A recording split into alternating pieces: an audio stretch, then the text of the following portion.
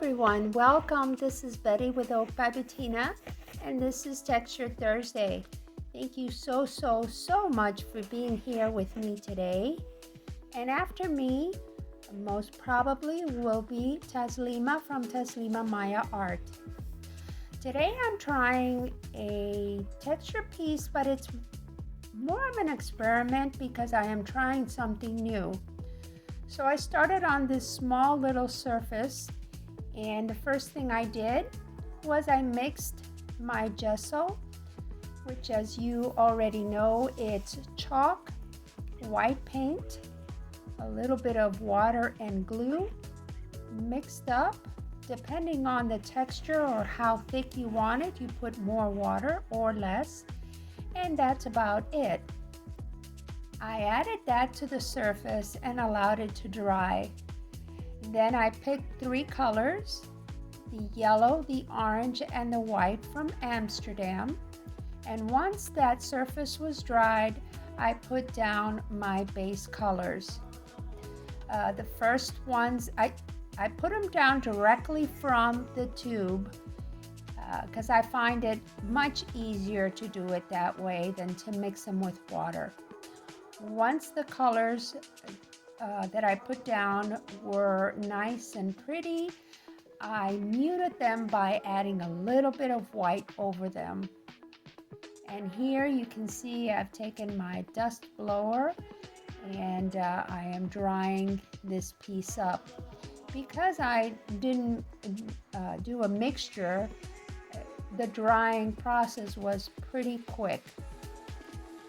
Now here again, I am mixing my texture. This is where the experiment comes in. I wanted the texture to be really thick as possible, and I knew that the wall putty was not going to be as thick as I wanted it to be to build it up to be a thicker consistency. So I decided to use plaster of Paris without any wall putty, with glue, water, and white acrylic paint. And that is the mixture that I am putting down at this time. Now, plaster of Paris, from my experience, dries up a lot faster than wall putty. So I knew I had to work a little bit faster than if I was using the wall putty. Now, this is the first layer, and I was very happy. You could see the texture, and it was just perfect. I let that texture dry completely for several hours and decided I wanted a second layer. So I put the stencil right back on in the same place that it was the first place. And again, I mixed the plaster of Paris, my mixture of water and glue, and some white paint, and mixed it well. This time I didn't want to mix it all the way. I wanted a few little lumps in it. I wanted that rough texture.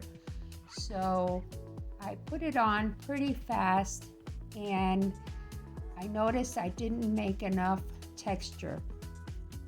So after I finished the top part, it felt better to spread it out with my finger, because this way I knew exactly how much pressure I was putting down on the texture that was there before. Now I'm mixing up a second batch, so I was able to, would be able to finish the bottom part of the pineapple. So again, I used my finger to spread the mixture, and by doing it with my finger, I was able to leave more volume on the texture that was there already. And if I would have used the spatula, I would have probably removed a lot more. So that's why I did it this way. Now here was where I wanted to check to see if it worked, if the second layer would give it more of a raise, and I was super happy it did. It came out perfect.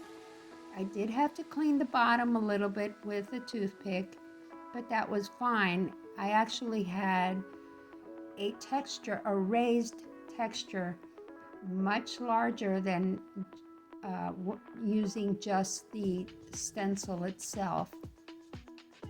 Now I took that little sanding tool and very softly I sanded down all the little points that were caused by the plaster of Paris and anything else that I wanted to be removed.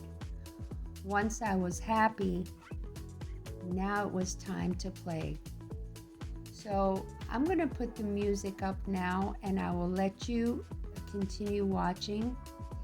Now I did put the stencil back on and I was thinking of a third time, but I told myself, no, don't push it. Let it be this time and we'll leave it for another time. So I took those markers to the right of me. Those markers are chalk markers. And the reason that I used chalk instead of paint is because plaster of Paris is very grainy or chalky.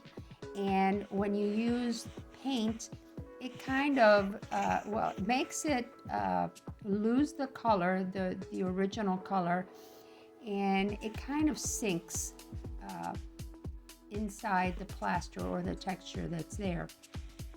So I thought, what if I use these chalk markers, chalk on top of chalk? Maybe it'll work.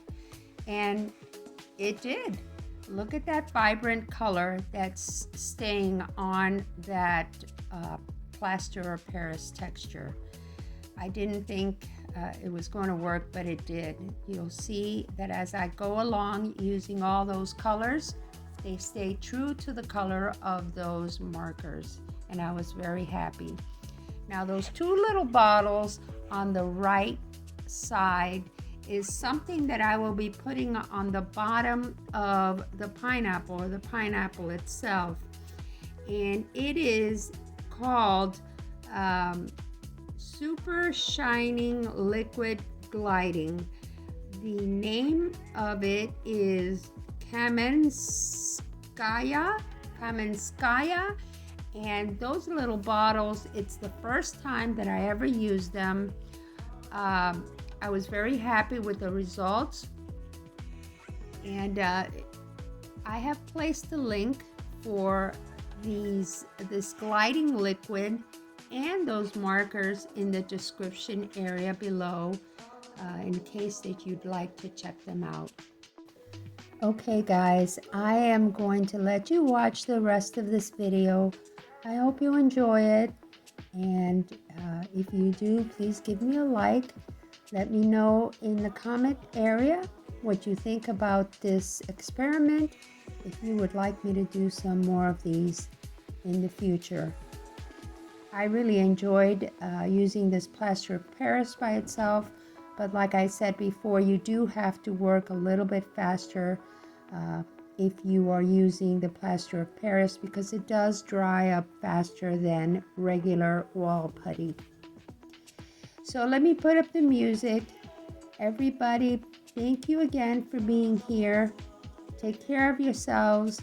Be happy, be kind, be safe. I hope to see you again next Thursday. And don't forget, after me and Taslima, there is a group of artists, of our fellow artists, that start at 1 p.m. Eastern Time. So look out for them as well. Take care, everyone. Bye-bye.